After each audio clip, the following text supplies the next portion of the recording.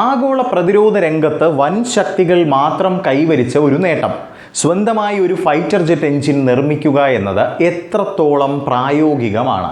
കുറച്ചു നാളായി ചില വിദേശ രാജ്യങ്ങളിൽ നിന്നുള്ള സാങ്കേതിക വിതരണത്തിൽ ഉണ്ടായ കാലതാമസം ഇന്ത്യയെ ഒരു പുതിയ ചിന്തയിലേക്ക് നയിച്ചു. എന്നാൽ ഇപ്പോൾ ആ പ്രതിസന്ധിയെ തന്നെ ഒരു വൻ അവസരമാക്കി മാറ്റിയിരിക്കുകയാണ് നമ്മുടെ ഭാരതം.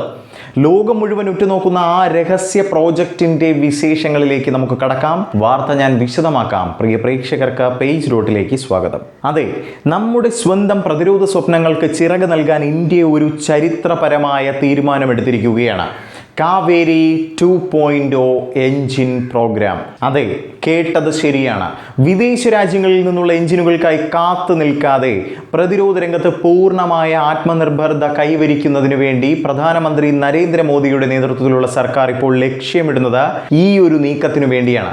വിദേശ വിപണികളിലെ അപ്രതീക്ഷിത പ്രതിസന്ധികൾ നമ്മുടെ തദ്ദേശീയ ഫൈറ്റർ ജെറ്റ് പ്രോഗ്രാമുകളെയും ഡ്രോൺ സാങ്കേതിക വിദ്യകളെയും ബാധിക്കാതിരിക്കാൻ ഈ തീരുമാനം അത്യന്താപേക്ഷിതമായിരുന്നു എന്നതും എടുത്തു തന്നെ പറയണം. പലർക്കും തോന്നാം, നമ്മൾ ഇത് പൂജ്യത്തിൽ നിന്നാണോ തുടങ്ങുന്നതെന്ന്. ഒരിക്കലുമല്ല. മുൻപ് നമ്മൾ വികസിപ്പിച്ചെടുത്ത ഡ്രൈ കാവേരി എഞ്ചിന്റെ വിജയകരമായ പരീക്ഷണങ്ങളിൽ നിന്ന് ലഭിച്ച അറിവുകളാണ് ഇതിന്റെ അടിത്തറയായി വരുന്നത്. കാവേരി 2.0 പ്രോജക്റ്റിലൂടെ ഇന്ത്യ ലക്ഷ്യമിടുന്നത് എന്തൊക്കെയാണെന്ന് പറഞ്ഞുതരാം. എഞ്ചിന്റെ പ്രധാന ഭാഗം കൂടുതൽ കരുത്തുറ്റതാക്കി മാറ്റുന്നു. അതുപോലെ തന്നെ അതിനൂതന സാമഗ്രികൾ, അഡ്വാൻസ്ഡ് മെറ്റീരിയൽസ് ഉപയോഗിച്ച് കൂടുതൽ കാര്യക്ഷമത ഉറപ്പാക്കുന്നു. അതുപോലെ 80 മുതൽ 90 കിലോ ന്യൂട്ടൺ വരെ കരുത്ത് മീഡിയം ക്ലാസ് ഫൈറ്റർ ജെറ്റുകൾക്ക്, ഹെവി ഡ്രോണുകൾക്കും ആവശ്യമായ വമ്പൻ ഊർജം ഉൽപ്പാദിപ്പിക്കുന്നു. ലളിതമായി പറഞ്ഞാൽ വൻ ശക്തികളായ അമേരിക്ക, റഷ്യ, ഫ്രാൻസ്, ബ്രിട്ടൻ എന്നിവരുടെ നിരയിലേക്ക് നമ്മുടെ ഇന്ത്യയും സ്വന്തം കരുത്തുമായി സിംഹാസനം ഉറപ്പിക്കാൻ പോവുകയാണ്. ഈ ദൗത്യം വേഗത്തിൽ പൂർത്തിയാക്കാൻ ഗവൺമെന്റ് ഒരു പുത്തൻ തന്ത്രമാണ് സ്വീകരിക്കുന്നത്.